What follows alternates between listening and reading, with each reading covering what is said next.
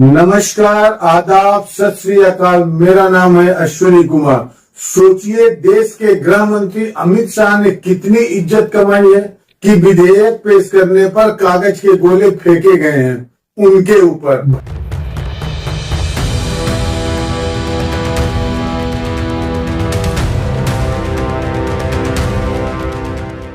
भरी संसद में अमित शाह की साख की धज्जी क्यों उड़ी?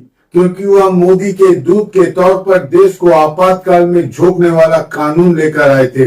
कम से कम सरकार ने अपने इरादे जाहिर कर दिए हैं कि वह किस तरह देश के हर उस राज्य को जहां भाजपा सत्ता में नहीं है, केंद्र शासित प्रदेश में बदलना चाहती है और इसके लिए वह संविधान बदलने जा रही है। गृह मंत्री अमित शाह ने लोकसभा में 130वां संविधान संशोधन बिल 2025 पेश किया। अगर सरकार इस बिल को पेश कराने के इरादे में कामयाब हो गई तो किसी भी मुख्यमंत्री या मंत्री को जेल भेजना और फिर उसे कुर्सी से हटाना चुटकियों का खेल हो जाएगा और यह अधिकार होगा प्रधानमंत्री का। माननीय अध्यक्ष जी,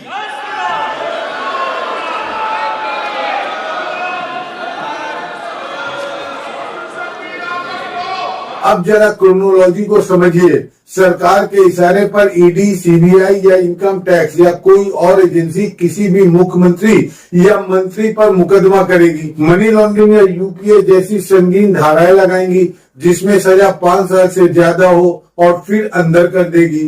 या ऐसी धाराएं हैं जिसमें निचली अदालतें तो क्या हाई कोर्ट तक बेल पर सुनवाई से कतराती हैं और 30 दिन जेल गए हुए नहीं कि मुख्यमंत्री की कुर्सी चली जाएगी। कहने को इसमें मंत्री और प्रधानमंत्री को भी जोड़ा गया है, लेकिन सबको पता है कि निशाने पर भाजपा के इशारे पर ना नाचने वाले मुख्यमंत्री और राज्यों के मंत्री ही होंगे। हाँ, याद दिला दे, साबित कुछ नहीं करना है, सिर्फ आरोप लगाना है और आरोप लगाकर जेल में डालना है। संसद के दोनों सदनों में इसे लेकर जोरदार हंगामा हुआ। लोकसभा अध्यक्ष को इस हंगामे की वजह से 2 बार सदन को स्थगित करना पड़ा।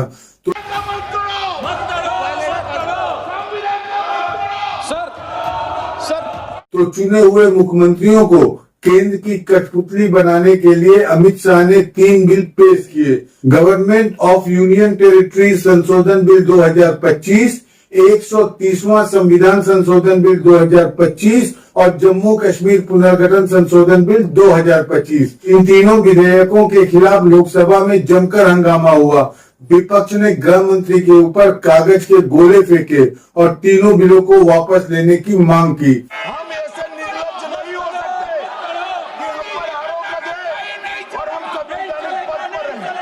अमित शाह ने जैसे ही विधेयक पेश किया, विपक्षी सांसदों ने विरोध करना शुरू कर दिया। उन्होंने विधेयकों की प्रतियां फाड़कर शाह की तरफ फेंकी। इसके साथ ही नारेबाजी करते हुए वह सदन के बीच पहुंच गए।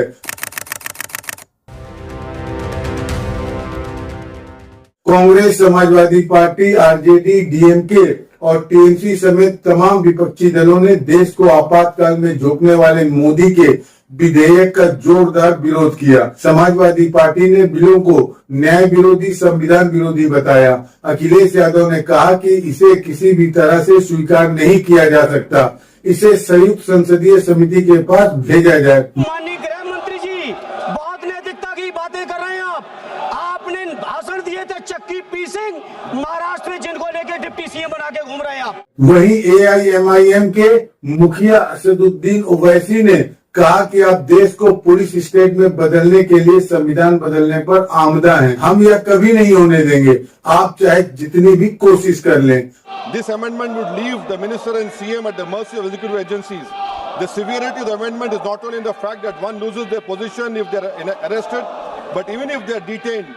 Detention and administrative action doesn't require offense to be made. अब जरा समझिए कि यह कानून कितना खतरनाक है। अभी तक किसी भी राज्य या केंद्र शासित प्रदेश के मुख्यमंत्री को पद पर रहते हुए आपराधिक आरोपों के कारण गिरफ्तार करने या हिरासत में लेने के लिए कोई स्पष्ट प्रावधान नहीं था। इसके लिए राज्यपाल की मंजूरी भी जरूरी होती थी और राज्यपाल की मंजूरी भी बहुत सारी शर्तों और नियमों के पालन करने के बाद मिलती थी। लेकिन अगर तीनों विधेयक कानून बन गए तो यह बाध्यता खत्म हो जाएगी। सरकार कह रही है कि ऐसे मामलों में मुख्यमंत्री या मंत्री को हटाने के लिए एक कानूनी ढांचा तैयार करने के लिए government of union territories act 1963 की धारा 45 में संशोधन की जरूरत है। केंद्र सरकार का मानना है कि यह तीनों बिल लोकतंत्र और सुशासन की साख मजबूत करेंगे। भारत के संविधान का संशोधन करने वाले विधेयक को पुनर्स्थापित करने की अनुमति दी जाए। महोदय, मैं प्रस्ताव करता हूं कि जम्मू कश्मीर पुनर्गठन अधिनियम 2019 का संशोधन करने वाले विधेयक को पुनर्स्थापित करने की अनुमति दी जाए। महोदय, मैं प्रस्ताव करता हूं कि संघ राज्य क्षेत्र शासन अधिनियम 1963 का संशोधन करने वाले विधेयक को पुनर्स्थापित करने की मंजूरी दी जाए। अब मजाक देखिए, अभी तक ऐसे मामलों में क्या किसी भाजपा के मुख्यमंत्री या मंत्री को हटाया गया है, गिरफ्तार किया गया है?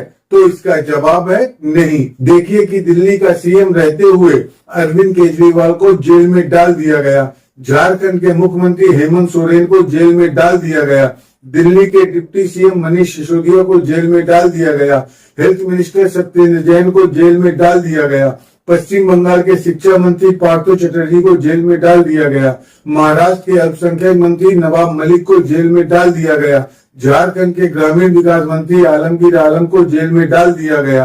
एक भी नेता भाजपा का नहीं है, न भाजपा की सरकार का है। सत्येंद्र जैन तो बाइज्जत बरी हुए, सारे आरोप बकवास निकले। यह सभी लोग 30 दिन से ज्यादा जेल में रहे। जरा सोच कर देखिए कि अगर 30 दिन जेल में रहने पर तुरंत कुर्सी छीन ली जाएगी तो इसका अंजाम क्या होगा। फिर तो ये क्या करेंगे, ममता बनर्जी को कल गिरफ्तार कर लेंगे और कहेंगे इस्तीफा दे दो, उसको उसकी सरकार गिर गई। स्टालिन साहब को गिरफ्तार कर लेंगे, कहेंगे इस्तीफा दे दो। पिनराई विजयन साहब को गिरफ्तार कर लेंगे। जहां बीजेपी चुनाव हारेगी वहां के मुख्यमंत्री को गिरफ्तार कर लो, वो इस्तीफा दे देगा, सरकार गिरा देंगे जी। ये तो जनतंत्र के लिए बेहद खतरनाक बात है। वायनाड के कांग्रेस के सांसद प्रियंका गांधी ने कहा कि यह विधेयक पूरी तरह से तानाशाही वाले हैं और संविधान के खिलाफ है। उन्होंने कहा अगर कल को किसी मुख्यमंत्री पर झूठा मुकदमा दर्ज करके उसे 30 दिन के लिए जेल में रखा जाए तो वो अपने आप पद से हट जाएगा। यह पूरी तरह से अलोकतांत्रिक है।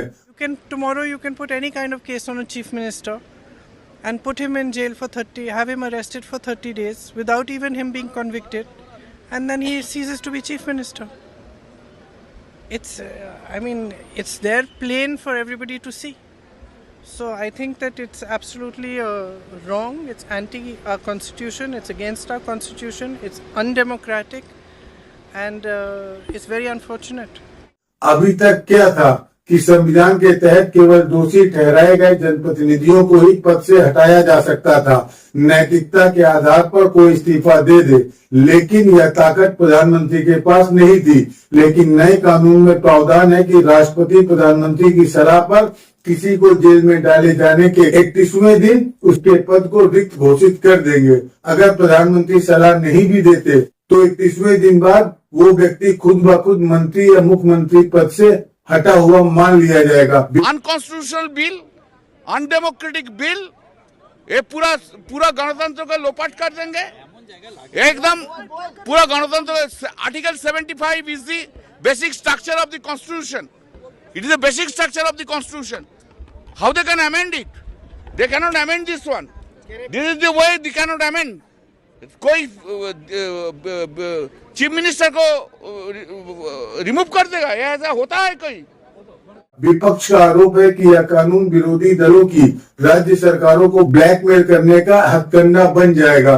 केंद्र सरकार जिस मुख्यमंत्री को हटाना चाहेगी उस पर एक या कई मुकदमे ठोकेगी और 30 दिन उसे जेल में रखेगी, जो गंभीर धाराओं में बहुत आम बात है।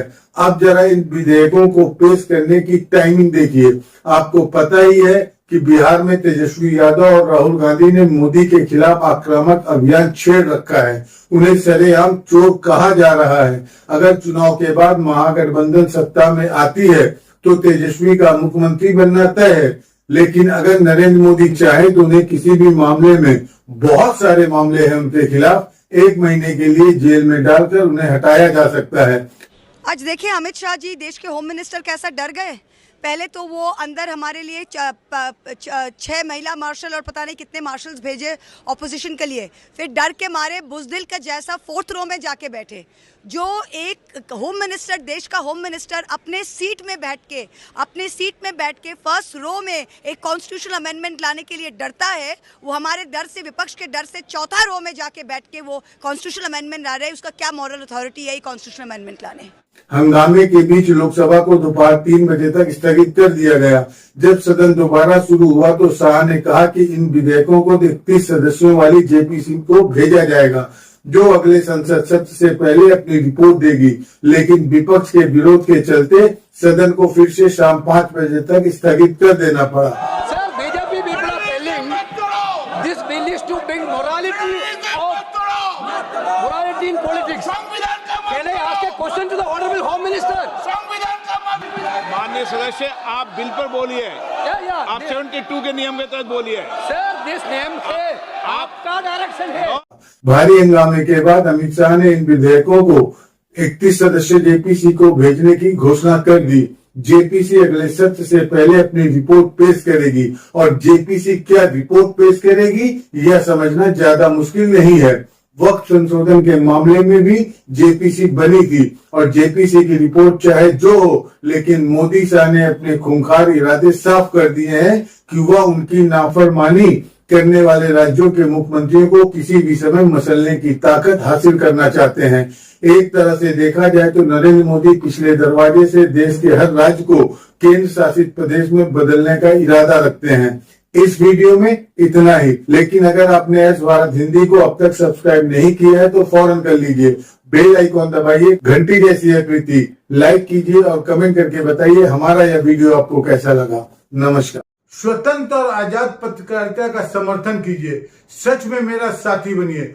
बहुत आसान है दोस्तों, इस सब्सक्राइब बटन को क्लिक करिए और हमारे चैनल को सब्सक्राइब करिए।